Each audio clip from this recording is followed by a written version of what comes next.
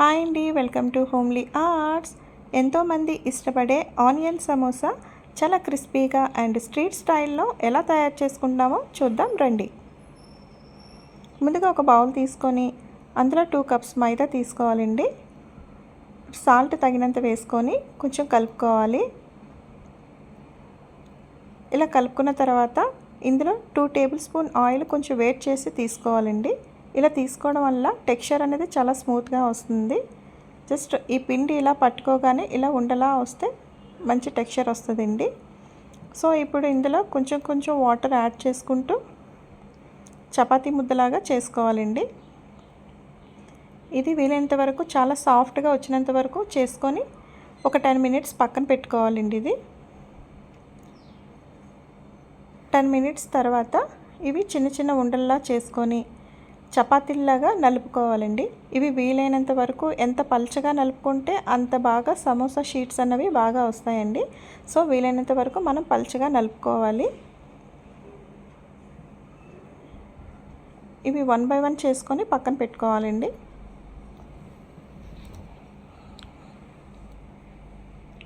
ఇప్పుడు స్టవ్ మీద ప్యాన్ పెట్టి అది హీట్ అయిన తర్వాత ఏదైతే మనం షీట్స్ చేసుకున్నామో అవి వేట్ చేసుకోవాలండి.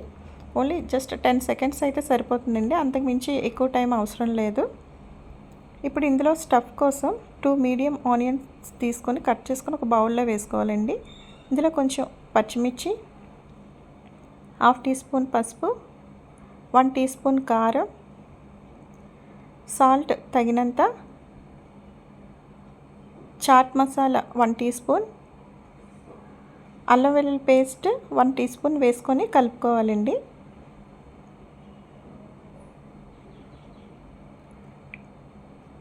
ఇందులోనే కొంచెం కొత్తిమీర కూడా యాడ్ చేసుకొని కలుపుకోవాలి.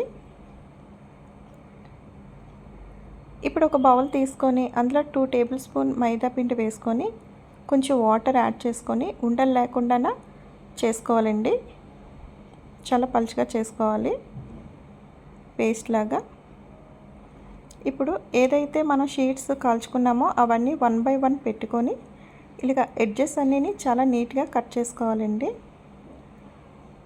కట్ చేసుకొని అప్రాక్సిమేట్గా మనకి ఏదైతే షీట్స్ కావాలో అది కట్ చేసుకొని పక్కన పెట్టేసుకోవాలి. ఈ విధంగా షీట్స్ అన్నవి రావాలండి.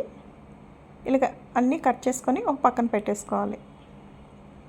ఇప్పుడు ప్యాన్ పెట్టి ఆయిల్ తగినంత వేసుకొని అది హీట్ అయిన తర్వాత ఏదైతే ఎడ్జెస్ ఉన్నాయో అవి ఫ్రై చేసుకొని మన ఈవినింగ్ స్నాక్స్ టైంలో కూడా తీసుకోవచ్చండి, చాలా బాగుంటాయి. ఇప్పుడు నేనైతే ఇవైతే ఈ స్టఫ్లో యాడ్ చేయడానికి ఇవి వేస్తున్నానండి.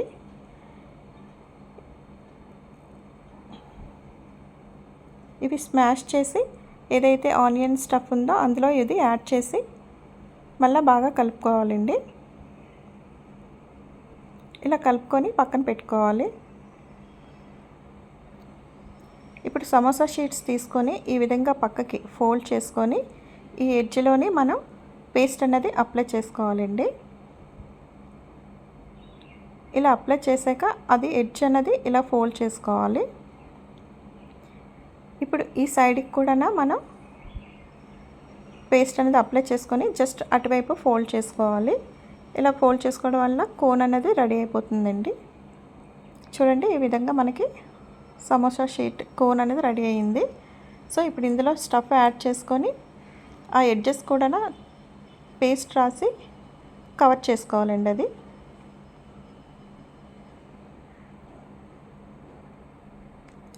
మొత్తం ఓపెన్ లేకుండా మొత్తం కవర్ చేసుకోవాలండి, ఇలా పేస్ట్ అది రాసి. ఇప్పుడు ఇంకో విధంగా ఏంటంటే ఇది ఒక షీట్ తీసుకొని ఎడ్జ్ ఇలా ఫోల్డ్ చేసిన తర్వాత ఈ కార్నర్లో పేస్ట్ రాసుకొని మనం ఇలా ఫోల్డ్ చేస్తే సరిపోతుందండి. ఇది సింపుల్ వే. ఇదొక ప్రాసెస్. కోన్ రెడీ అయిపోయింది. ఇప్పుడు ఇందులో స్టఫ్ పెట్టుకొని జస్ట్ కొంచెం కూరుకొని అందులో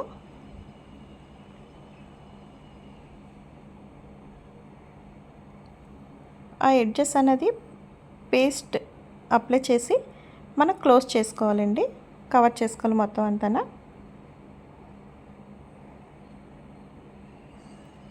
ఇలా కవర్ చేసుకున్న తర్వాత పైన కూడా మీరు కావాలంటే కొంచెం లైట్గా అప్లై చేసుకోవచ్చు, అది ఊడిపోకుండా ఉంటుంది. సో ఈ విధంగా చేసుకోవాలండి సమోసా అన్నవి. సో ఇప్పుడు స్టవ్ మీద కడాయి పెట్టి ఆయిల్ వేడైన తర్వాత ఒక్కొక్కటిగా వేసుకొని మనం ఫ్రై చేసుకోవాలండి.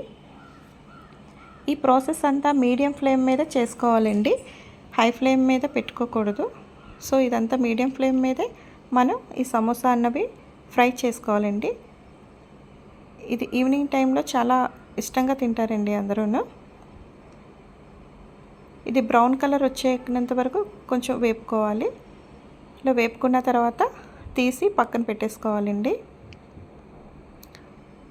ఈ విధంగా చేసుకోవాలండి.